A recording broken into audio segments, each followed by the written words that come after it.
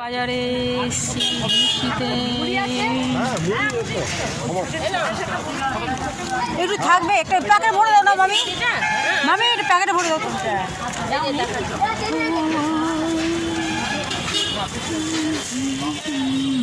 চাল ভাজা মতো শক্ত হবে, ছোট মুড়ি একটু দেশি ভালো হবে, এটা মুড়ি টেস্ট হবে। টেস্ট আছে।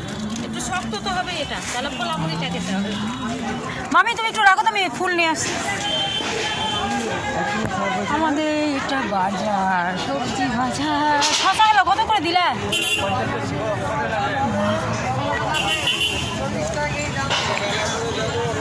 দাদা পেঁয়াজ কত করে?